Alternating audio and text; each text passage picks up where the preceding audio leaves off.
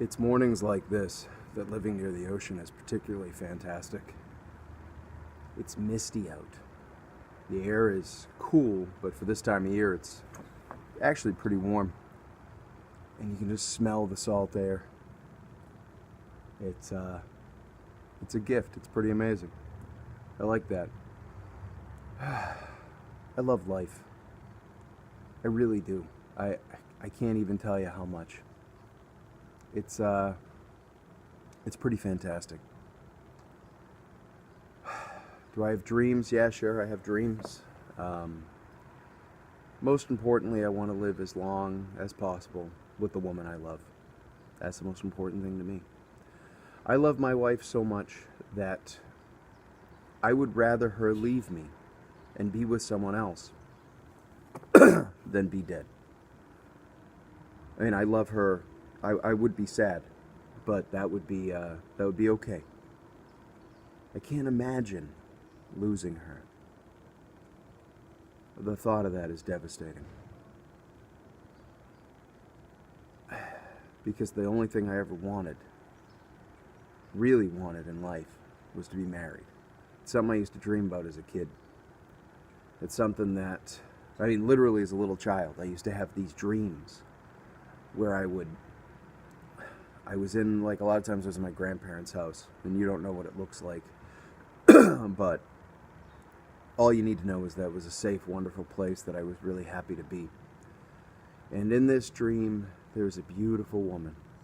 Now, I can't describe her, but she always had black hair. Just could be a thing. Long black hair. And, which is interesting. I didn't grow up around anybody who had long black hair, as a kid.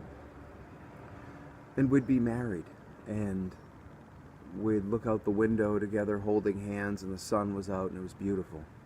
I used to have that when I was like 8. It was the only thing I could focus on. That made me so happy that I had no words for it, but I didn't understand it. These dreams progressed in different varieties well into my teen years, that the most wonderful thing in the world, the thing that was beyond all else, was the opportunity to get married. 19 years later, married, and I can't get enough of it.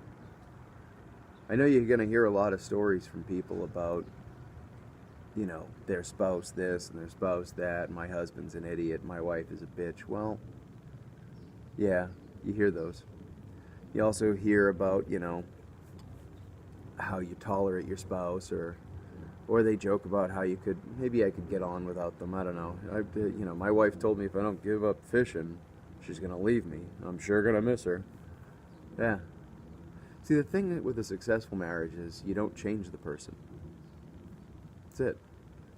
A lot of people go, well, I look at your relationship with your wife and go, I want a relationship like that. Here's the trick. You wake up every morning, roll over, and give thanks. You don't have to do it out loud. You give thanks because you have an opportunity to share a life with someone who loves you. You want to take it to a next step? Vocalize that love. Tell them that. Every morning. Every morning I get up, I tell my wife how much I love her. We cuddle for like an hour, then the alarm goes off again, and one of us will get up. It's almost always me. I get up first. I give her kisses. I tell her how much I love her. I go start the coffee, brush my teeth, all that stuff. And when I'm done with the bathroom, I'll come out, and she's waiting for the bathroom. She's usually in bed, looking on her phone. And I go in, and I rub noses with her, and I tell her I love her, and I care for her. We eat breakfast in the morning. We sit on the couch, we watch the news, and we hold hands. It's just every morning. This is what we do. Repeatedly throughout the news broadcast, we tell each other how much we love each other. We don't judge each other. She doesn't ask to look at my phone. She don't care what I'm doing. She don't care if I check out women. I don't care who she looks at. It's not about that. It's not about control. It's not about changing people. It's about love and understanding. That's it. We text each other. My wife will text me when she gets to work to let me know she got there safe. This is important that she's safe. And we tell each other that we love each other. I get to work, I do the same thing, even if I'm just walking down the street. We check in throughout the day, not because you need to know where we are. It's not about that. It's not about control. I want you to know throughout the day that I'm okay. I want to know throughout the day that you're okay. We tell each other all day long, we can't wait to see each other in the evening. We can't wait to cuddle. It's the best thing. To hold hands, watch TV. When we've finished a long day, when we get home, I will prepare dinner, or I'll have it set up in the crock pot before I leave. And even though I tell her to eat every time when she gets home, just go ahead and eat, don't wait for me. She always waits for me. Vice versa. Can't go to bed until the other one goes to bed. Can't cuddle by yourself. I don't know what heaven's like. I'm already there. That's it. And you can do that too. But it takes both sides. Care, compassion. Don't attack the other person. I vent sometimes, but I don't attack my wife. It's not something we do. I go throughout the day and I try to think of things that make the relationship better. If I cleaned, will life be easier? If I cook, will it get better? She does the same things with the bills. Managing the assets, that's her job. We do this. We're part of a team. What's a successful marriage? Let me tell you something. Marry someone that you truly love, not someone you want to screw, okay? You're gonna get tired of screwing. I'm sorry, it's a fact.